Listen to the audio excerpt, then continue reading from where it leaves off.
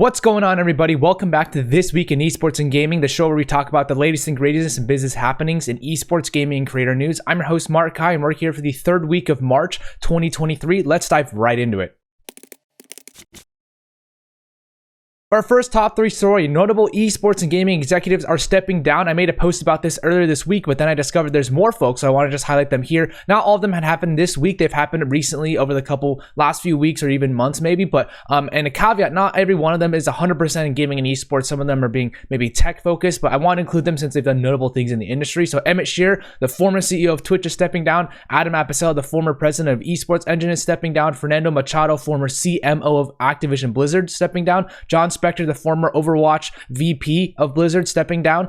Chris Overholt, the former CEO of Overactive Media, stepping down. Jay Marluna, the former CEO of OG Esports, stepping down as well. Susan Wojcicki, former CEO of YouTube, stepping down. Casper Sint, the former commercial director of Astralis Group, stepping down. Walter Wang, the former COO of TSM, stepping down. Yasuke Matsuda, former president of Square Enix, stepping down. And Greg Street, the former VP and executive producer of League of Legends MMO at Riot Games, is stepping down as well. I'm not saying that these are related or that gaming and esports is going downhill by any means, but that being said, it's interesting to see all the layoffs happening recently, and then some of these executives leaving as well. Is there a relation? I don't know, because I don't work at any of these organizations, but they probably know things that I don't, and a lot of folks that left their orgs are starting new firms or new opportunities as well. So some are related to gaming and esports, some are less. So it's really how you want to frame these moves, to each their own, and how you want to interpret these recent changes. For our second top three story, let's talk about governments and gaming. Let's start with Epic Games and the FTC. The FTC has fined Epic Games $245 million for tricking users into making unwanted charges. The FTC alleges that Epic deployed a variety of design tricks known as dark patterns aimed at getting consumers of all ages to make unintended game purchases. They also mentioned that Epic made it easy for children to purchase while playing Fortnite without requiring parental consent. The FTC says that it'll use a $245 million to provide refunds to customers, and the commission voted 4-0 to approve this complaint. And so that's that story. Sticking with the US, let's move over to the FBI. The FBI has issued a PSA about criminals stealing crypto through play-to-earn games. They mentioned that criminals advertise the apps as play-to-earn, offering financial incentives to players, which, believe me, I've seen tons of ads for actually. The FBI details the process that criminals go through to drain these crypto wallets, wherein they have users do a virtual activity like growing crops on a virtual farm and putting more money into their wallet so they can do this activity. Then when the users stop depositing funds, criminals drain the wallets using a malicious program that was actually activated upon joining the game.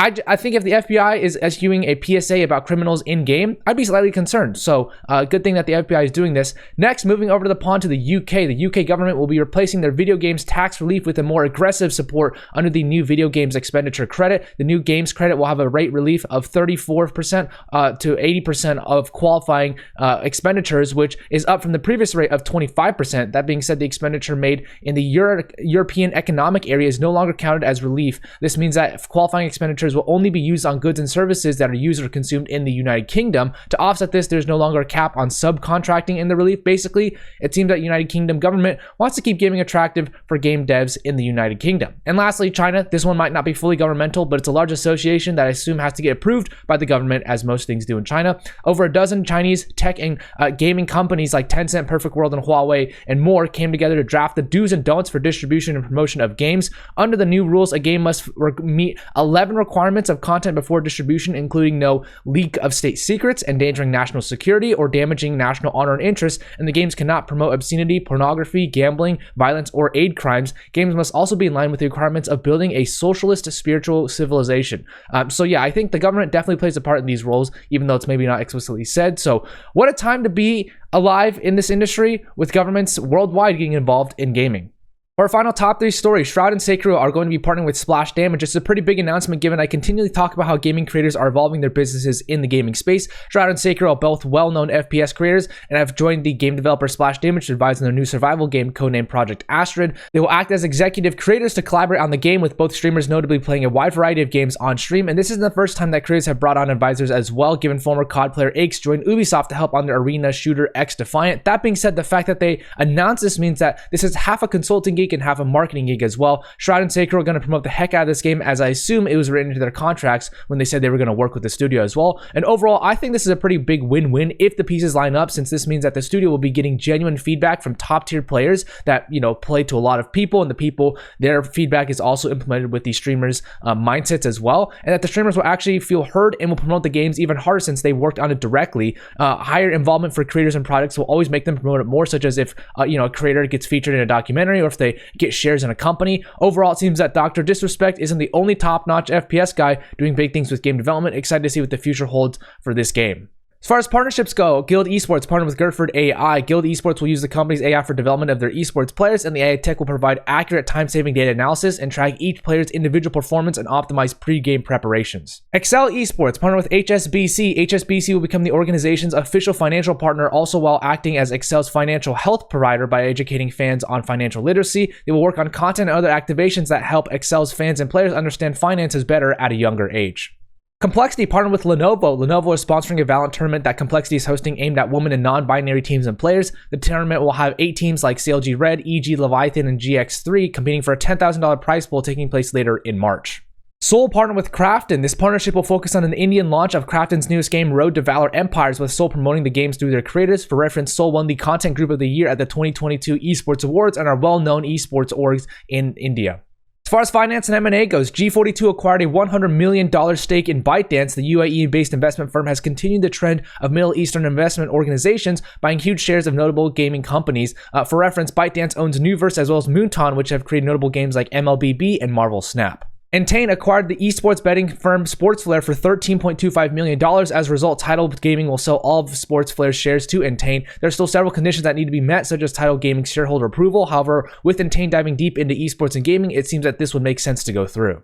As far as workforce changes go, Steven Cutler joins Prodigy Agency as an FPS agent. He was formerly a CSGO and Valorant pro, playing for esports orgs like CLG and TSM in the past 15 years. He will be joining Prodigy to help expand their portfolio of FPS players and maintain relationships with their current roster. Congrats to Cutler. Tabor Voyer has been promoted to CEO at 𝗠𝗿𝗐𝗐. Tabor has been with 𝗠𝗠𝗐𝗐 for nearly 10 years now, has been promoted from his VP of product position where he spent the last 3 years previously. He was also a producer at Eastside Games before, so he's quite a lot of experience in gaming, and he holds a bachelor's in political science and economics from the University of Alberta. Philip Hickey joined 𝗠𝗿𝗶 as the CMO. He has tons of marketing experience in gaming with notable brands like Nokia, Rovio, and Seriously Digital Entertainment in the past, and he was also a professional basketball player for 8 years before, which is quite sick. He holds a bachelor's in business from the University of Notre Dame and an MBA from Aalto University. Giselle Stewart joins Creative Assembly as the studio director. Giselle comes from a storied background in the gaming space where she spent nearly 20 years leading Ubisoft's Reflection Studio and has been on industry boards like UKID and TIGA. The new studio, Creative Assembly North, is looking to grow to 100 people and work alongside Sega on an unannounced project. Giselle holds an MBA from Durham University School of Business. As far as new stuff goes, Discord have launched new AI features for collaboration. Discord's native bot Clyde will utilize OpenAI's technologies with users being able to ask Clyde questions and have additional extended conversations as well. Discord will also make it easier to catch up on threads with AI-generated conversation summaries. That being said, these features have received quite a bit of pushback on the privacy policy area from users, so Discord changed their privacy policy respectively. DreamHack San Diego has been announced. The event is happening in early April and will feature RLCS Winter Major, as well as the Snapdragon Pro Series NA Challenge Finals, a Fortnite tournament, as well as an FGC tournament, and more. The total prize pool of DreamHack San Diego will be around $1 million for all the esports combined, which is pretty awesome. The International Esports Federation World Championships are going to be hosted in Romania. The Esports World Championships will feature eFootball, Dota 2, Tekken, MLBB, PUBG Mobile, and CSGO, so a good chunk of notable esports, but not all top-tier ones. That being said, they will also host a Female World Championships for CSGO, with the entire event taking place later in August and September.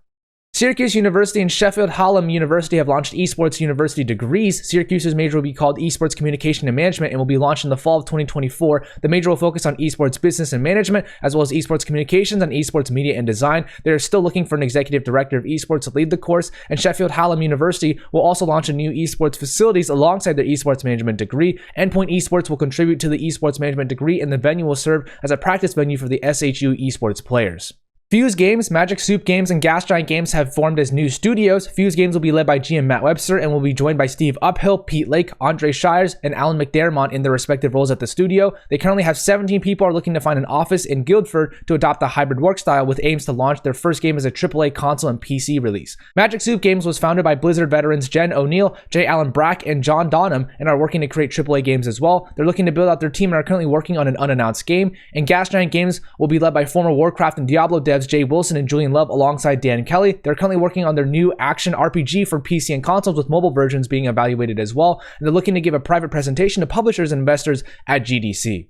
That's it for this week in esports and gaming. Thank you so much for tuning in. Credit to the authors and brands themselves for the images and information provided. If you want to give a support to the esports advocate James Fudge and Hong Yu Chin, please show them some support down below. If you know someone who'd find this this week in esports and gaming show valuable, please tag them or share this with your audience as well. And once again, everybody, have a great day.